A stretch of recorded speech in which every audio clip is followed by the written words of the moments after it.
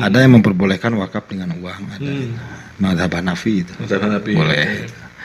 Bahkan mazhab Hanafi itu boleh barang wakaf itu kalau sudah rusak jual aja boleh.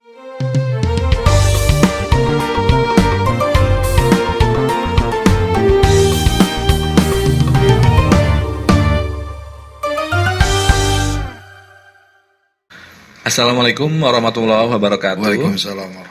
Apa kabar teman-teman? Selamat datang kembali di Podcast Tren, podcast yang ngobrolin kajian keislaman yang kontekstual dan kontemporer. Semoga saumnya masih optimal, masih semangat dan masih khusyuk. Dan sebagai gantinya saya akan menemani teman-teman menunggu datangnya waktu berbuka. Dan seperti biasa saya ditemani oleh Ustadz Aceng Abdul Qadir. Assalamualaikum Ustadz. Salam. Oke, alhamdulillah nih kita ketemu lagi dan diskusi lagi dengan Ustadz Aceng. Dan seperti biasa saya akan bawa pertanyaan lagi Ustadz. Pertanyaan yang pertama ini saya mau kaitannya dengan wakaf. Wakaf ya. Saya mau mulai dengan sebenarnya wakaf itu seperti apa sih Ustadz? Oh ya, wakaf itu dari wakfun. Wakfun itu berarti berhenti gitu, atau membekukan. Nah kalau wakaf dalam muamalah itu berarti membukukan harta hanya untuk sabilillah gitu, hanya untuk karena Allah gitu, kemaslahatan umum, ibadah dan sebagainya. Itu namanya wakaf. Dan ya wakaf ini yang dimaksud sedekah jariah itu. Bagian dari sedekah jariah. Ya, yang tidak apa namanya, yang tidak akan terputus pahalanya gitu. Dan syaratnya lumayan ketat kalau mazhab Syafi'i ya. Seperti apa tuh Ustaz biasanya? Tidak boleh pakai uang karena uang sekaligus habis gitu. Ya.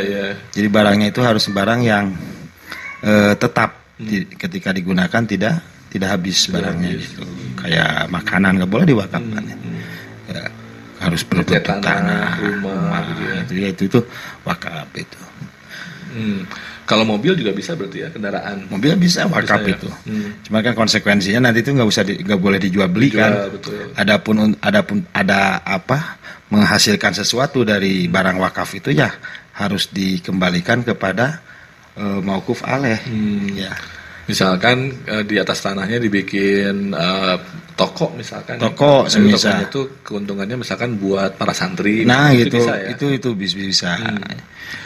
Kalau ini Ustadz, kalau kan sekarang itu lumayan mulai banyak nih yang akhirnya kalau saya wakaf tanah, nggak punya tanah, tapi gimana kalau kita patungan aja gitu.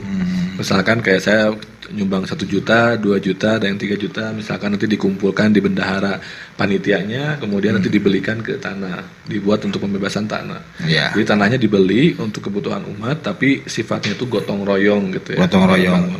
Itu gimana Ustadz? Ya, kalau menurut saya, yang pertama aja ya, ada yang memperbolehkan wakaf dengan uang, ada mazhab Hanafi itu. Mazhab Hanafi. Boleh. Bahkan mazhab Hanafi itu boleh barang wakaf itu kalau sudah rusak jual aja boleh. Gitu. Syafi'i memang ketat Syafi'i ya. Untuk masalah muamalah itu boleh. Kalau ibadah nggak boleh talfek kan. Ibadah itu nggak boleh dicampur adukan antara mazhab, nggak boleh. Tapi kalau untuk muamalah boleh kita. Boleh kita ini ya. Boleh itu. Taklid gitu. Ya, kalau udah dapat itu ya nggak apa-apa. Kalau ada wakaf gotong royong dengan uang nggak apa-apa. Ataupun kalau mazhab Syafi'i juga bisa halal, bisa boleh gitu. Dengan cara bukan untuk wakaf, uang yang diberikan itu untuk membeli tanah gitu. Sehingga ketika sudah dibelikan ya udah tanahnya diwakafkan. Jadi tanah milik bersama diwakafkan, berarti wakifnya banyak ya. Nah, yang harus diperhatikan ketika wakif banyak itu harus ada satu suara gitu.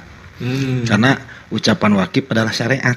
Kalau kata wakif nggak boleh Gitu. Gitu. Harus ini yang data yang bisa menggunakan itu. Gitu. Satu itu. Yang kedua, bagaimana kelanjutannya mauquf alaih itu? Apakah ketika misalkan mauquf alaih yang menerima wakaf itu meninggal, yang siapa yang meneruskan? Gitu. Jadi intinya bukti tertulis perjanjian itu harus clear sejak awal. Harus gitu clear ya. Kayaknya itu udah diurus juga di negara kita ya, sertifikat wakaf gitu. Kalau yang saya pahami sudah jelas itu. Ini soal juga pertanyaan terakhir saya itu soal wakaf itu adalah kadang-kadang kan wakaf itu di kemudian hari jadi konflik.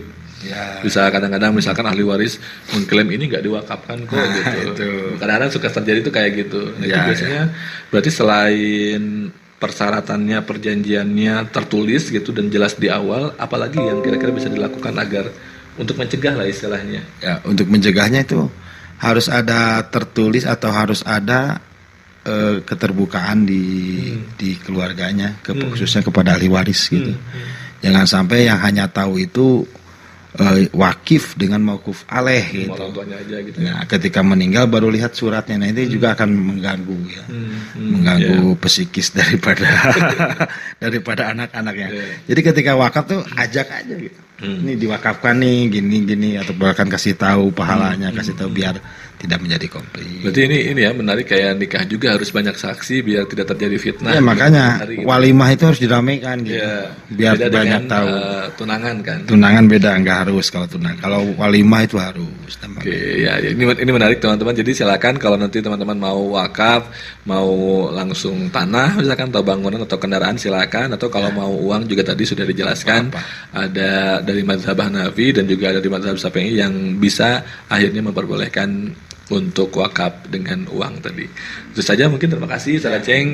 Selamat berbuka teman-teman semua dimanapun teman-teman berada. Tonton terus dan dengarkan terus podcast keren di YouTube atau di Spotify.